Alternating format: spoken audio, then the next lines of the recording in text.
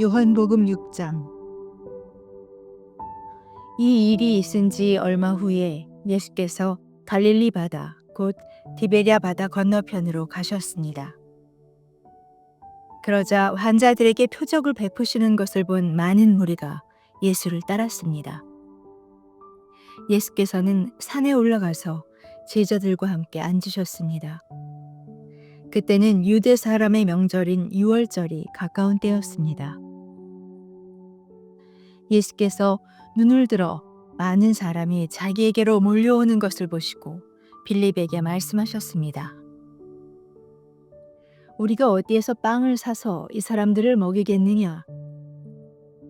예수께서는 빌립이 어떻게 하나 보시려고 이렇게 질문하신 것일 뿐 사실 자기가 하실 일을 미리 알고 계셨습니다.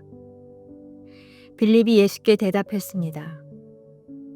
한 사람당 조금씩만 먹는다고 해도 200데나리오너치의 빵으로도 모자랄 것입니다.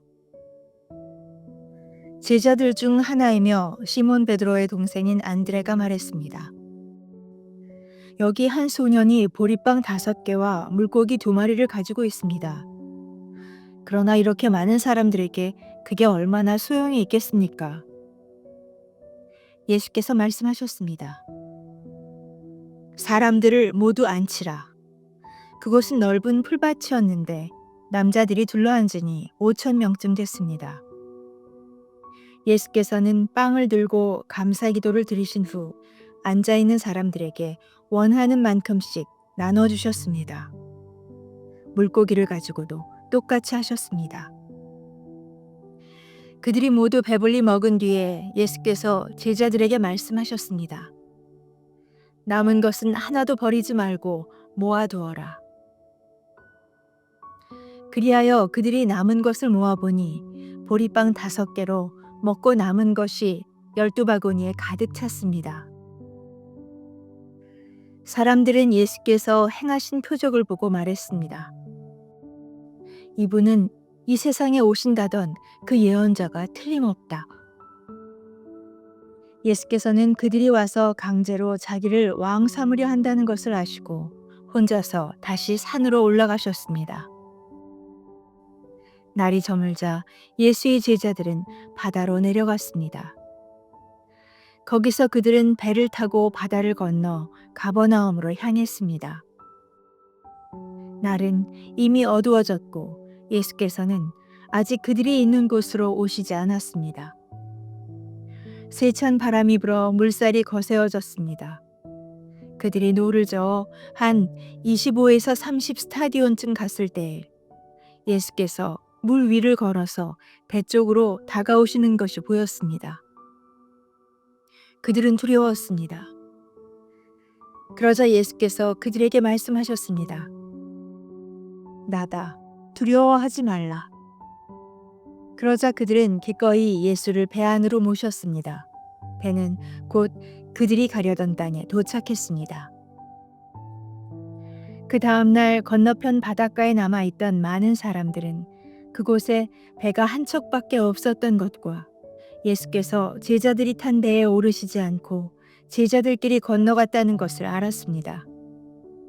그때 디베랴로부터 온 몇 척의 배가 주께서 감사기도를 드리고 사람들에게 빵을 먹이셨던 그곳 가까이에 닿았습니다.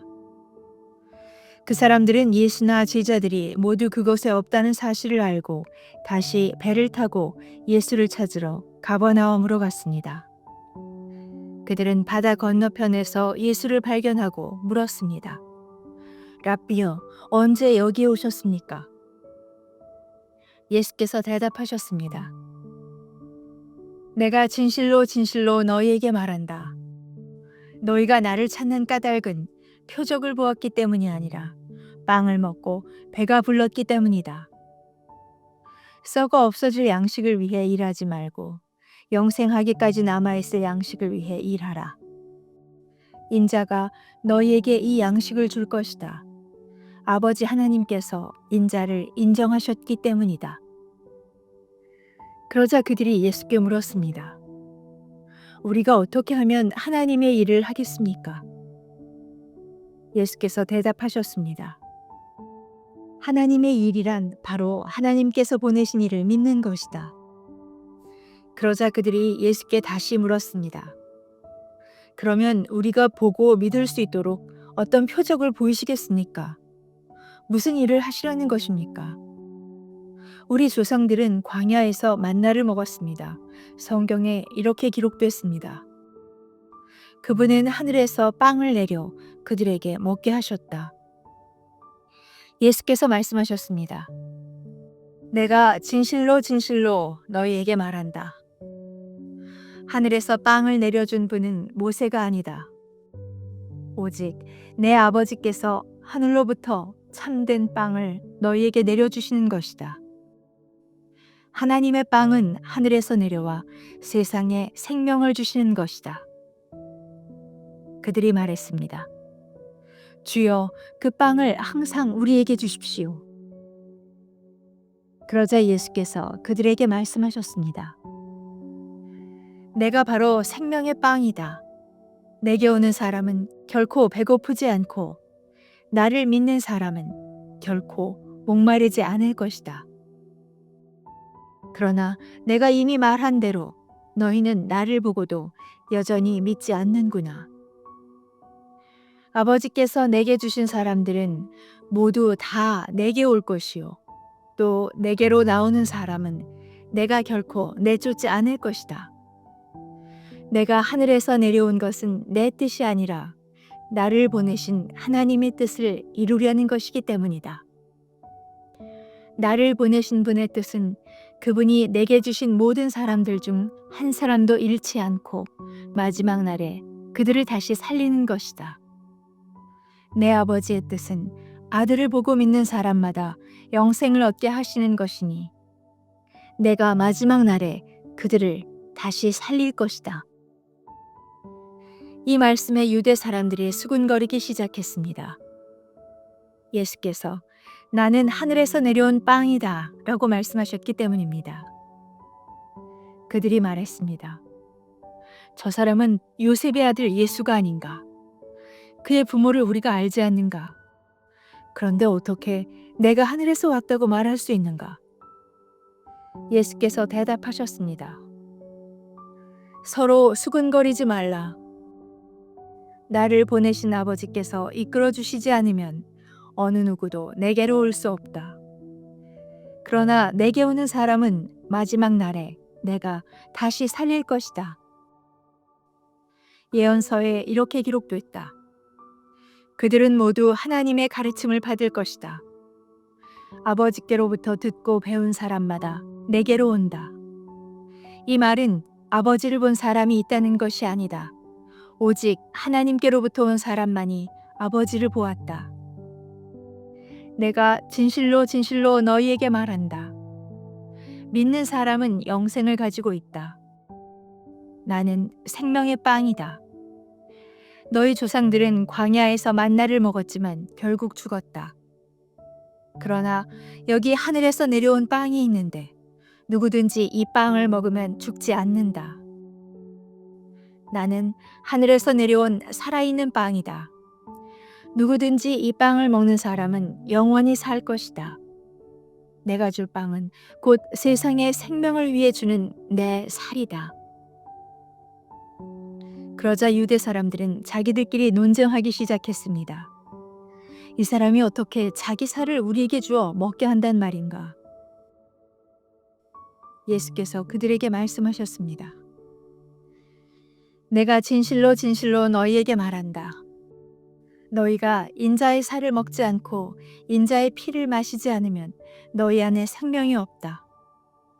누구든지 내 살을 먹고 내 피를 마시는 사람은 영생이 있고 내가 마지막 날에 살릴 것이다. 내 살이야말로 참된 양식이요 내 피야말로 참된 음료다. 누구든지 내 살을 먹고 내 피를 마시는 사람은 내 안에 있고 나도 그 안에 있다. 살아계신 아버지께서 나를 보내셨고 내가 아버지로 인해 사는 것처럼 나를 먹는 사람은 나로 인해 살 것이다. 이것은 하늘에서 내려온 빵이다. 너희 조상들이 광야에서 먹고도 죽은 그런 빵이 아니다. 이 빵을 먹는 사람은 영원히 살 것이다. 이것은 예수께서 가버나움 회당에서 가르치실 때 하신 말씀입니다. 예수의 제자들 중 여럿이 이 말씀을 듣고 말했습니다. 이 말씀은 참 어렵구나. 과연 누가 알아들을 수 있겠는가? 예수께서는 제자들이 이 말씀에 대해 수군거리는 것을 알고 말씀하셨습니다. 이 가르침이 너희 마음에 걸리느냐? 만약 인자가 전에 있던 곳으로 올라가는 것을 본다면 너희는 어떻게 하겠느냐? 생명을 주는 것은 영이므로 육신은 아무 소용이 없다. 내가 너희에게 한 말은 영이요 생명이다. 그런데 너희 중에 믿지 않는 사람들이 있구나. 예수께서는 처음부터 누가 믿지 않는지, 누가 자신을 배반할지 알고 계셨던 것입니다. 예수께서 계속 말씀하셨습니다. 그러므로 내가 너희에게 아버지께서 허락해 주신 사람이 아니고는 아무도 내게로 올 수 없다고 말한 것이다. 이 말씀 때문에 예수의 제자 가운데 많은 사람이 떠나갔고 더 이상 그분과 함께 다니지 않았습니다. 예수께서 12 제자들에게 물으셨습니다. 너희도 떠나고 싶으냐? 시몬 베드로가 예수께 대답했습니다. 주여, 영생의 말씀이 주께 있는데 저희가 어디를 가겠습니까? 주는 하나님의 거룩하신 분임을 저희가 믿고 또 압니다. 그러자 예수께서 대답하셨습니다. 내가 너희 12를 택하지 않았느냐? 그러나 너희 중 하나는 마귀다. 이것은 가룟 시몬의 아들 유다를 두고 하신 말씀이었습니다. 그는 12 제자 중 한 사람이었지만 나중에 예수를 배신하게 될 사람이었습니다.